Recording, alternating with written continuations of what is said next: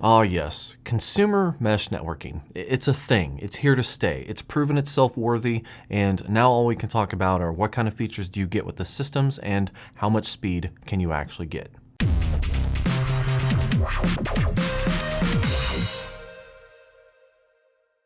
This is the Deco M9 Plus from TP-Link. It's a tri-band AC2200 mesh networking Wi-Fi system with a dedicated backhaul. It can connect up to 100 devices and can cover up to 6,500 square feet with the 3-unit box. It has a quad-core CPU with 4 GB of eMMC flash and 512 MB of RAM. It has 3 bands per unit, one at 2.4 giving you 400 megabits per second connection speed, and 2 5 GHz bands, 867 megabits per. Of course, one of those being used for the backhaul. Now, TP-Link has went with the traditional design of the old Deco M5 and still made it look like your everyday smoke detector. Except this time, it's bigger. On the back, you get 2 gigabit Ethernet ports with a USB 2.0 connection and a power port. And just like the previous M5, you get some really nice built-in features with this system. Now, those features include, but not limited to, a malicious content filter with virus protection, which you get 3 free years of virus definitions from Trend Micro, built-in intrusion prevention, infected device quarantining, with parental controls that you can set up profiles for.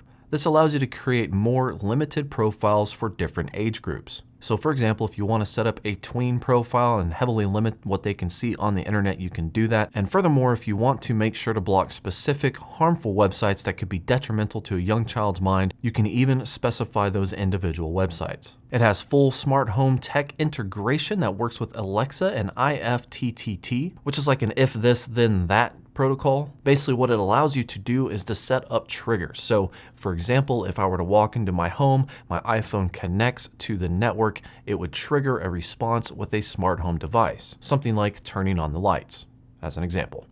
Which actually kind of makes me wonder how in-depth you can make it. For example, I mean, hypothetically, if you dated somebody before, you guys broke up, things went crazy, you got a restraining order, but they technically could still connect to your Wi-Fi if they got close enough to your house. What if you set up a trigger to do something if they connected to your house? Like, I don't know, call the cops or release the hounds. Moving on to some more advanced features, the M9 immediately offered some much requested features from myself that the M5 did not have. To be more specific, IP reservation for devices and IP forwarding. Now you also get a TP-Link dynamic DNS service and you can set up VLANs. So definitely a huge improvement in base features from the M5. If you haven't seen my old video, I will link it up in the cards above if I remember to. But one thing that still rubs me the wrong way, maybe I'm nitpicky, maybe I'm old school, I still have no way to connect to it with my computer through some kind of a web interface. Everything is controlled through the app, everything is on your phone or on your tablet, and there's no other options. Yes, I know, maybe that feature isn't needed, but personally I don't want to have to rely on whether or not I have my tablet or my phone on me. Maybe I want to be able to log in with my computer and manage everything on my computer screen and not use my phone. But obviously the M5 came out, now the M9 came out, so they're probably not going to add that anytime soon. But I'm still going to gripe about it. Now what I wanted to do with this video is compare the M9 to the M5. Now in the previous video, I already proven that the M5 can give me some pretty good, reliable coverage throughout my home. Coming from a single point router, the mesh networking system just allows you to maintain a stable, higher throughput connection everywhere in your home. And testing with the M9, it was the same thing. It was great service everywhere that I went. So back to the beginning of this video where mesh networking is just, it's here. It works, it's proven itself, it's good. Now we're looking at features and speed. So that's where the testing comes in. Since I still have the M5, now I have the M9, I wanted to put it through some tests to see if I could get some better speeds. And I kept this very simple. I just happen to have a gigabit connection coming into my home now. So up to about, I don't know, 800 to 900 megabits per second, I'm really only limited by my Wi-Fi connection or the phone hardware. In this particular case, I am using an iPhone 10. So to start things off, since I already had it set up, I tested the M9. I wanted to see what kind of raw speeds I could get from a speed test app. Now something to keep in mind, I did put the Deco in the middle, or as much in the middle of my basement as I could, at least without putting it on the floor. Basically, my idea is that if I'm in the basement, I want it to be in the center,